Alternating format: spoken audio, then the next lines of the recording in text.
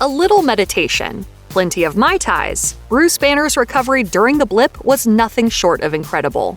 Marvel Studios' Phase 4 slate has focused on new characters and new worlds in the Marvel Cinematic Universe for the current era of the franchise, officially titled The Multiverse Saga, and the She-Hulk series adds Jennifer Walters to the roster.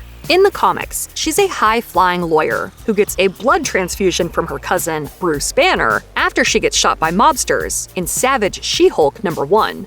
But the gamma radiation in his blood transforms Jen into She-Hulk. Who could have seen that coming? Thankfully, the series takes a different approach to Jen's origin, as Bruce's blood spills into her wound when the cousins get involved in a car accident in the first episode of She-Hulk. This makes sense because Banner would know about the dangers of purposefully giving his cousin a blood transfusion, considering his own unique condition. The show also pulls from John Byrne's The Sensational She-Hulk comics, which see the hero break the fourth wall to talk to the reader. Head writer Jessica Gao told The Hollywood Reporter that she originally wanted to use that format in an even bigger way in the series. She said, "It was tricky finding the balance because if I had my way, she'd be breaking the fourth wall every other sentence. Everybody had to pull me back a little bit more from it."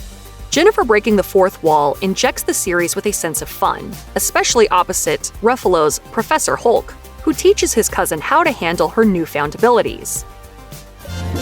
So if you want to go back to your life as a lawyer, I respect that. Thanks. He doesn't mean that.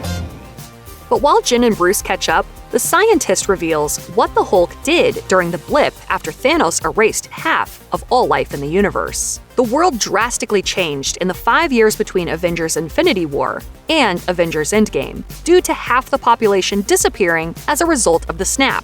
But when fans see Hulk again in Endgame, Bruce Banner has figured out a way to combine his alter ego's strength and size next to his own intellect and personality.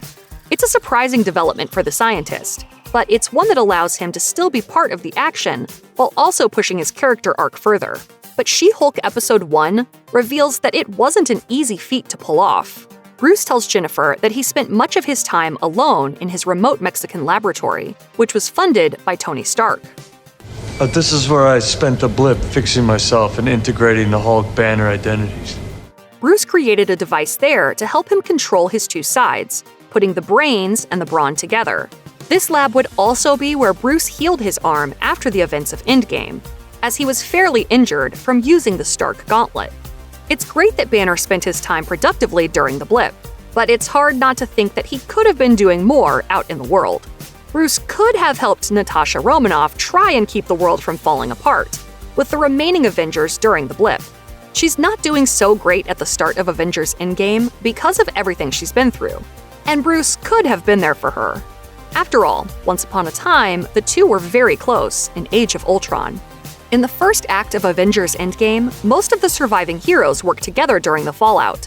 Nebula, Rocket, Okoye, Captain Marvel, and War Machine are all doing their part across Earth and the universe. The fact that Bruce hid out in Mexico trying to work on his new smart Hulk ego and not helping his friends is quite unusual.